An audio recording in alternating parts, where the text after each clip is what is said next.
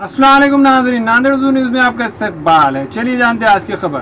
Congress party की जानिब से वार्ड नंबर 12 से ओपन ज़मरे से अब्दुल रशीद अब्दुल गनी ने डी से कांग्रेस पार्टी के टिकट से नामजदगी दाखिल की।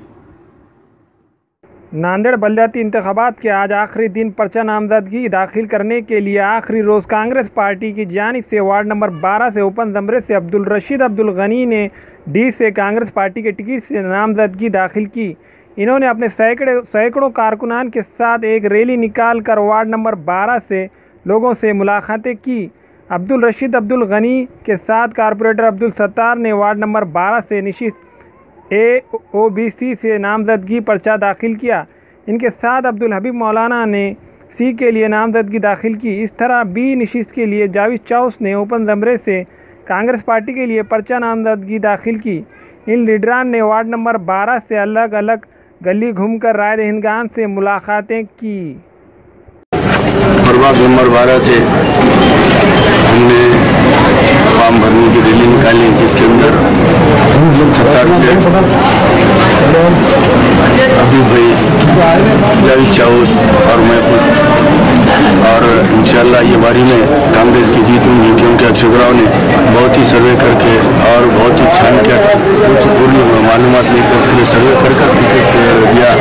और मैं भी इससे पहले 2 बार नगर सेवक रह चुका हूँ, और जो मेरा पूरा एरिया तुराब नगर, नंदीग्राम सोसाइटी और उमर कॉलोनी, बागवान कॉलोनी, ये एरिया और सत्तार सेठ का पुराना एरिया, जिसमें प्रभाग पहले भी प्रभाग से मैं चुन के आया था, जिसके अंदर मैं चांद पाशा और सत्तार सेठ थे। तो मेरे काम की बुनियाद पर और मेरे कार्यकर्ताओं को देखते हुए अशोक राव ने और सत्तार सेठ ने जो मुझको जिम्मेदारी डाली, इंशाल्लाह हम चारों भी पैनल ईमानदारी से काम करके चारों सीट लाने की कोशिश करेंगे। और हमारे को जो टिकट मिला, ये कोई नाम की बुनियाद पर नहीं, हमारे विकास की, हमारी कार्यकर्ताओं को भी देखते हुए अशोक राव ने हमको टिकट दिया। और आने वाले वक्त में भी हम भी इंशाल्लाह जो भी लोग हमसे जो तवक्को रखे हैं, पूरी तवक्को उनके पूरे खड़े उतरेंगे। और जैसे कि मेरे सबके मैंने अभी तक 60 से 70 कार्नल मीटिंग में अकेले ने लिया, जब तक टिकट फाइनल नहीं हुआ था, लेकिन अब टिकट फाइनल हो चुका है और हम सबकी निशानी पंजा है। आने वाले वक्तों में मैंने जैसे लोगों से वादा किया था कि मेरे काम करने का थोड़ा स्टाइल थोड़ा ये अलग है, जैसा कि मैं काम करते वक्त ज़्यादातर गरीब लोगों की तरफ तवज्जो देता हूँ और ज़्यादा बुनियादी सहूलतों की तरफ तवज्जो देता हूँ, जैसा कि राशन कार्ड, इलेक्शन कार्ड, आधार कार्ड, युवा फंड के और 65 साल के लोगों पर ज़्यादा तवज्जो मेरी रहती है।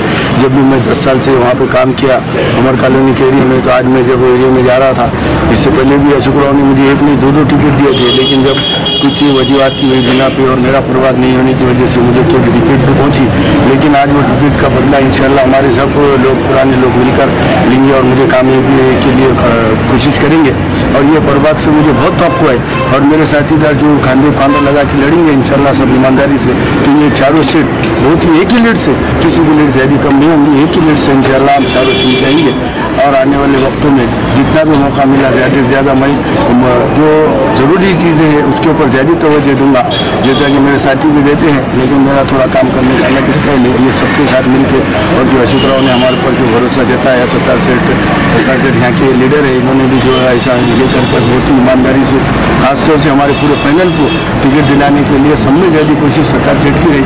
हम उनके भी हाथ मजबूत करेंगे और आने वाले वक्तों में हमारे एरिया से जितने हो सके, ये एरिया में 36,000 वोट है, जबकि यहाँ पे 60,000 से ज़्यादा लोग रहते हैं, वोटर्स रहते हैं। तो मेरी तवक्को है कि सब लोगों के नाम यादी में आए, 18 साल के बच्चों के नाम आए, और जो बच्चों की शादियाँ हुई, जो भोए घरे आए उनके नाम आए, जो लोगों के नाम ट्रांसफर नहीं हुए उन लोगों के ट्रांसफर। तो हमारा एरिया 60,000 इंशाल्लाह आने वाले वक्तों में 60,000 वोट होंगे। और ये जो 2 प्रभाग हुए, आने वाले वक्तों में 3 प्रभाग होंगे। और आने वाले वक्तों में आमदार इंशाल्लाह हमारे एरिया से ये वार्ड नंबर 12 और 11 के एरिया में 36,000 को हम 60,000 वोट करिए जो एग्जिस्टिव वोटर्स है। और आने वाला आमदार यहाँ से इंशाल्लाह मुस्लिम का आमदार एक चुन के देंगे कांग्रेस पक्ष से। और ज़्यादातर हमारी तवज्जो ज़्यादातर सत्तार सीट की तरफ है कि आने वाले वक्तों में 2-2.5 साल में जो भी आमदार के इलेक्शन लगेंगे, हम सत्तार सीट को आमदार बनाने की कोशिश